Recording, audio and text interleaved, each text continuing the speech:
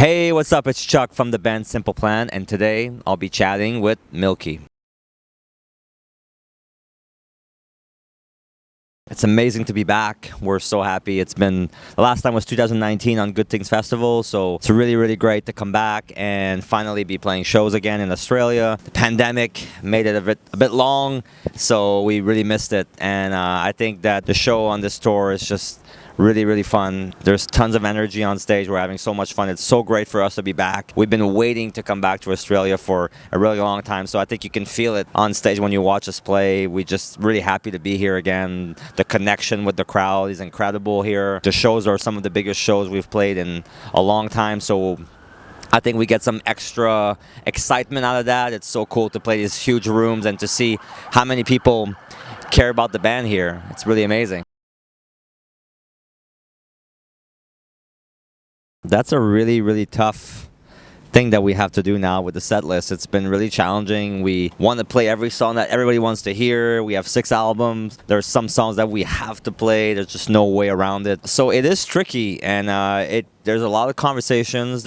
We're trying to watch the social media comments and see what people want. We're trying to interact, and when we meet people at the soundcheck parties or the post-show pizza party, like we do a bunch of fan interaction and we ask them like, hey, is there a song that we missed that we didn't play? And we try to incorporate that, and we try to also make sure that the set flows well and feels exciting. There's no downtime, so we've been switching it back and forth a lot, and now we've kind of landed on something that we feel is really good. But it's tricky. There's always a song where you're like, oh, we didn't play that one, and it's somebody's favorite song. So we try to rotate stuff. We try to, I don't know. It's tricky. We have a new song we want to play. We have the classics we can't not play. So it's like the hardest part of being in the band right now. It's like trying to figure out, like, make everybody happy. It's a bit impossible, but we try our best. So many amazing memories. We've had some of our best tours here. Personally, it's one of my favorite places in the world, favorite destination to go to every time we have an Australian tour coming up. I'm excited. I'm stoked for it. The first time we came here was M1 Festival. Nobody knew us at all, like literally zero. We were completely unknown here. And it was exciting because we felt like, everything was possible and we had so many things to prove. And I just remember being blown away, like seeing everything for the first time, There's always something about that first time when you get a chance to like experience a country or a city for the first time. There's just something special. There's an excitement that you can't really replicate. But for me, even this time, it's probably like the 15th time, 15 times we've been here, or I don't know, something like that. Just walking around Sydney and just being blown away, just how much I still love it. How much like this is the one place in the world where I feel like I could move and I could live here and I'd be stoked, So I think that what I love is that it's not getting old, and I still really enjoy it every time we come back. There's so many memories. We played Rod Laver in Melbourne. That was incredible. We did the MTV Awards, the Australian MTV Awards. That was awesome. There's just a lot. Lots of, I went to Port Douglas and Cairns and just really like had some time off and spent some time here, like just like holiday style. And then this time's probably going to be one of my favorite because I brought my family here. My son is here, so he gets to experience Australia for the first time at 8 years old instead of 24, when I went for the first time. So that's going to be like a very special and kind of unique like memory for me. That's a good question. I think we've always tried to expand on what we can do as a band, but at the same time, I think we've stayed very focused on what we do well and what we love and what our fans love. And I think that balance between trying to challenge yourself a little bit, but at the same time, not losing sight of what people love about this band and what we love about our band, and not changing it just for the sake of changing, being able to stay true to our roots in lots of ways, and just trying to refine what's the best version of Simple Plan every album. Like every album we try to kind of synthesize what is it to be in Simple Plan, what is Simple Plan supposed to sound like. What is the quintessential Simple Plan song? I think we're still trying to write that every single record, And I think there's nothing wrong with that. I think that, sure, we've tried different things in our career, and some of them paid off, like Summer Paradise, that was amazing, and some of them were maybe a bit more like, I don't know, but we've never been afraid to take some little risk artistically. But at the same time, I think maybe the biggest risk is this also acknowledge that, to recognize what makes this band special, and just kind of double down on that. So that's kind of where we're at right now.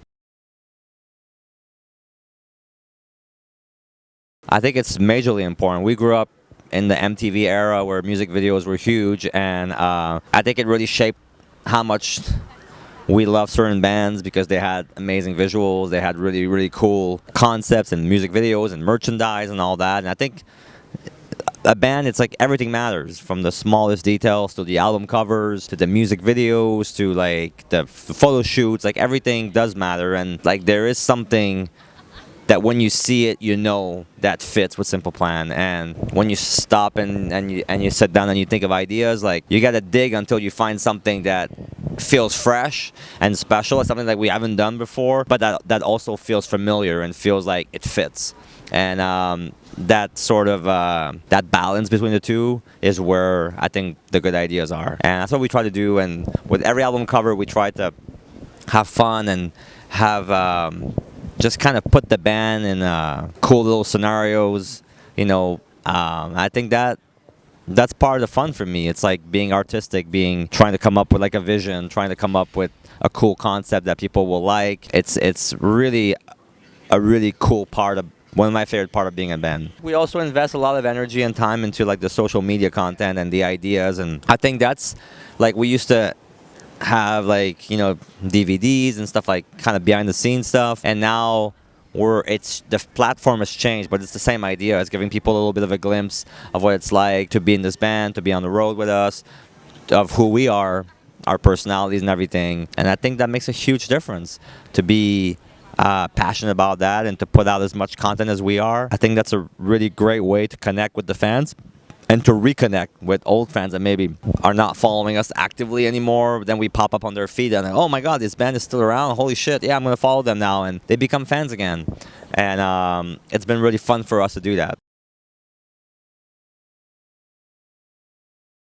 Well, I mean, I think it's kind of on this crazy like ascending trajectory right now. There's like this kind of resurgence, like this kind of renaissance a little bit of the pop punk scene and the emo scene, whatever you want to call it. I think that's really exciting for us because there's always cycles, right? And in a band you have big crazy highs, and then you're gonna have some moments where it's a bit more like a down, and you're going through different moments in your career.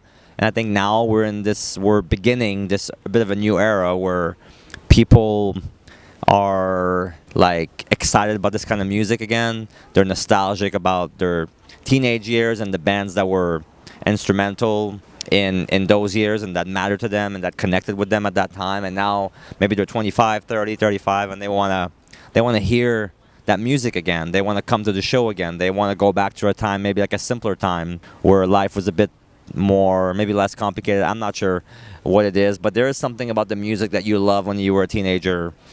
For me, the bands that I love, they're still the most important band. They're the foundation of my music taste, and I really enjoy watching them live and hearing the songs even 30 years later, 35 years, So I think that what's happening is that a lot of the fans are kind of coming back and reconnecting with some of the bands. And what's fun is there's also younger people that are discovering it, and to them it's kind of weird to say, but it's almost like classic rock or whatever. It's like maybe their parents were fans and they heard it, or maybe they love like Olivia Rodrigo, or they love MGK or whatever, and then they start going down the rabbit hole and they discover the influences, and they discover what the music that came before that, and then they become fans, because now with the streaming platform it's so easy, right? It's like in one day you can consume a band's entire catalog and become a fan just like that. So I think that that's happening a lot, and that's bringing a whole new generation of people to our shows, and it's really, really cool.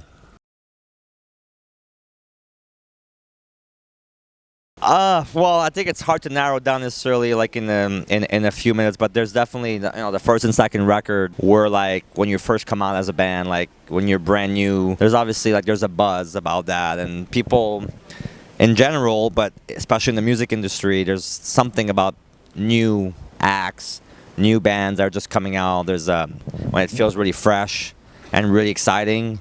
You can't replicate that. That's always like an amazing moment. So when we first came out with those two records, just felt like, it was a bit of a peak, obviously for us, and it felt really magical and special. It was going so fast, and there was so many things happening, and it was really amazing. And then I think our fourth record was also a really special moment because we kind of like experimented with different sounds, and we went a bit in a darker direction. And I think that record has become a bit of a cult album for our fan base. Like a lot of people, it's their favorite. But at the time, mainstream-wise, maybe it wasn't as big. But then with the fourth record, we kind of came back full force, and we had Jet Lag, and we had Summer Paradise, which were big hits for us. And it sort of kind of brought the band back in the spotlight, which was amazing, and it's one of my favorite records that we've ever made. So that's one moment. I think right now, right this moment, like post-pandemic, this whole like resurgence of the pop punk sound, and the show's just getting bigger and bigger. It's kind of crazy. It's been so fun riding that wave, and yeah, so I think these would be like the three key moments for me. Yeah, we're going to be doing a lot of stuff because they sort of coincide, the two anniversaries, the 25th anniversary of the band itself, and then the 20th anniversary of the second album, Still Not Getting Any. So it's a big year, lots of cool stuff. We have a lot of stuff in the work. We have like a documentary on the band that we're working on that we can't really talk too much about, but people are here right now filming it, so that's exciting. On the Australian tour, it's going to be filmed all year. A lot of people are asking for us to release some stuff on vinyls that has never been released, so we're working on something really special that's sort of like a big retrospective of the band's career, and making sure that everything is available on vinyl, because that record was never released on vinyl. So we're working on that, and we'll have some announcements soon, and that's exciting for me. And then we're doing the When We Were Young show, which is really special, and we're doing like the No Pads album. So yeah, it's kind of like there's lots of stuff in the works. I don't know if we'll do like a specific Still Not Getting Any show. We haven't decided that yet. We're trying. I mean, we play a lot of these songs live. Like it's a big record for us, so we have a lot of songs on the set list. So we'll see. Maybe we'll start playing even more as we get closer to the anniversary. But lots of stuff in the work.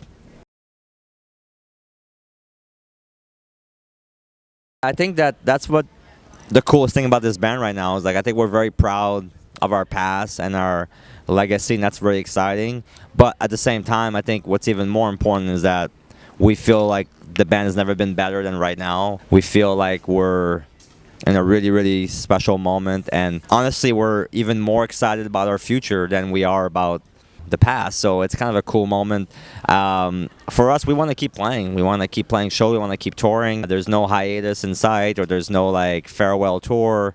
We're just on a roll right now and just really enjoying it. We're trying to get through the entire globe of since the pandemic, being able to play everywhere. With Australia, I think we're kind of pretty much like finishing up all the places that we had to go back to.